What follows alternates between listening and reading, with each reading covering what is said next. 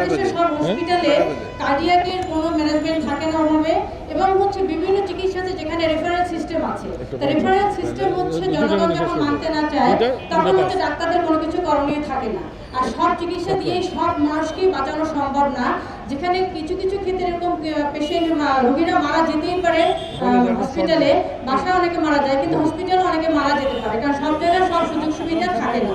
তো এখন আমি বলবো যে মানুষেরও হচ্ছে অন্য যে জনগণ আছে যারা চিকিৎসা নিতে যায় তাদেরও হচ্ছে একটু ডাক্তারদের উপরে মানবিক দিকটা দেখা উচিত। একজন ডাক্তার অনেক কষ্ট করেই সে ডাক্তার হয়, অর্থাৎ ডাক্তারদের উপর যখন এরকম বর্বরচিত হামলা করা হয় তখন ডাক্তারও চিকিৎসা দিতে হাত পা গুটিয়ে নেবে। যখন ডাক্তার যদি চিকিৎসাতে হাত পা গুটিয়ে নেয় তখন কিন্তু সাধারণ জনগণ, অন্যান্য জনগণ কিন্তু চিকিৎসা পাবে না। তো সেক্ষেত্রে হচ্ছে আমি বলবো এদের সুরক্ষা একটা আইন করা উচিত, এবং হচ্ছে এই আইনটাতে এমনভাবে করা উচিত যেখানে হচ্ছে ডাক্তারদেরও যেন সুরক্ষা হয়, জনগণেরও যেন সুরক্ষা হয়।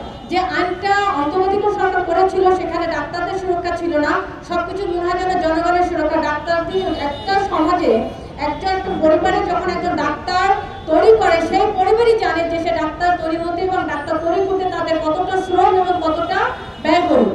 অর্থাৎ হচ্ছে একজন ডাক্তারকে অবশ্যই সম্মান করতে হবে। এখানে আরো একটা লক্ষণীয় যে একজন একই লেভেলে বিসিএস পাস করার পরে ম্যাজিস্ট্রেটকে যে ট্রেনিং দিয়ে পাঠানো হয়, একজন ডাক্তারকে সেই ট্রেনিং দিয়ে সেখানে পাঠানো হয় না।